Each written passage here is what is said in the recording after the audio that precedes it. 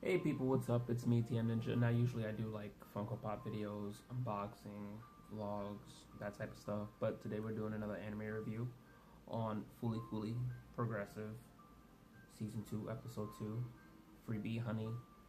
Um, I don't ever remember the original Fooly Cooly being so gory. But in this episode, it starts off with Hidomi, main character for this season. And she's having a dream again, just like in the first episode. But it's still type of apocalyptic theme going on, but really gory. Zombies and stuff like that. The zombies look like their leader's classmates. The kind of chubby kid who was wearing the skirt in the first episode, and the other like kind of flamboyant guy, tall with the weird type of flat top afro frohawk thing going on. They were both zombies. Hidomi was a zombie as well. She tries to go attack them. Don't know why, but they just destroy her, rip her legs off and everything. And they switched back to like to show that she was dreaming about it, and she was getting the red rosy cheeks, like blushing and stuff. So like she's into that stuff, into that gory stuff.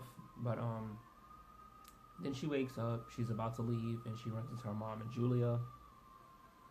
Julia's trying to like warn her, like watch out for the Vespa lady, but before she can even finish, she just like runs out and goes to school. Now in this part, when they get to the school, Haruko shows up. This time without the mask or disguise, because it's like it's her. She already revealed herself in the first episode, but the school loves her, I guess, but she goes in there with some weird random speech about like, oh, adults are to blame for everything. It was a weird speech. Either way, she brings out the school's yearbook. So basically, you don't know if it's the end of the school year, middle of the school year, getting close to the end. She brings out the school yearbook and shows them everything that they went through so far as a class. And they had a UFO sighting, some psychic ability tests where Haruko was bending spoons, and she bent some dude's finger back. So I guess she has like psychic abilities now. They did some crazy bonfire on top of the school. But the funny thing about that is that when the students are looking at the yearbook, they see actual pictures. But when Hidomi was like, the shoulders trying to see the pictures in the yearbook, she was like looking at it weird because it looked like it was regular drawings, like stick figure drawings of what happened, not actual things that happened. So maybe Haruko has the school or class brainwash. It was really, really weird that they didn't pay any attention to that. So basically, after that point, the school is class is over, dismissal or whatever. Yeah, it was early dismissal. She like didn't even like teach them anything. She was like, all right, class is done, and she gave a paper to Hidomi to give to Lita because he wasn't in class. And turns out she needed one of Lita's friends to show her where he lived. And they're busy walking, and they're getting to like the weird part of town. Lita basically lives in the slums, and he was at work, I assume. It looks like the junkyard place where they were in the first episode. He was like basically like pulling cars with other men while getting whipped with like an iron wire, iron rope or whatever. And he was saying about his friend Lita, the chubby kid, I can't remember his name, saying like, oh, at school he seems like the class act and the whole funny guy, but underneath all that he's really a tough guy and not a former anything, but he was making himself into like more of a tough person. Like it's just all an act in school.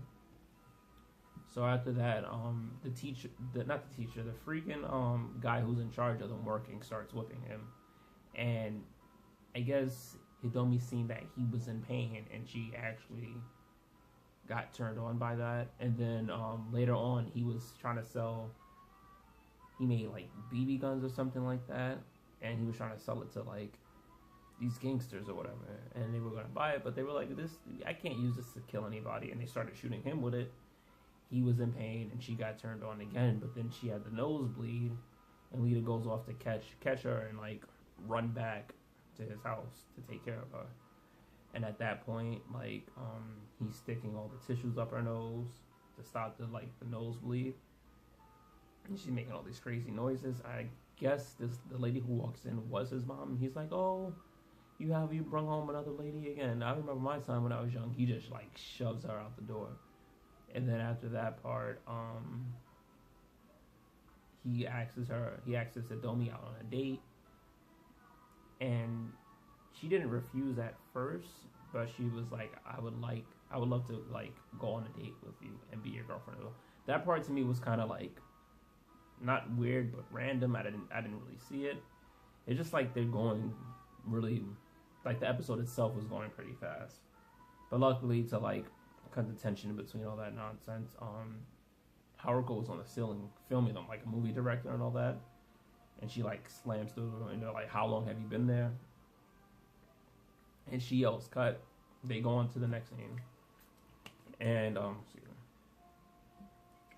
they go on to the next scene, and there's a lot of weird noises coming from the bathroom, but then that's when Julia shows up to get back Hidomi, and Haruko's like, where are you going with her?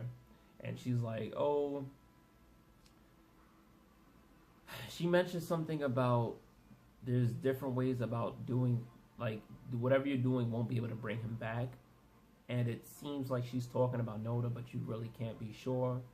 And then they just started, like, fighting, going at it. And she's using, like, Lita as, like, a whole whip chain. She launches him towards her car.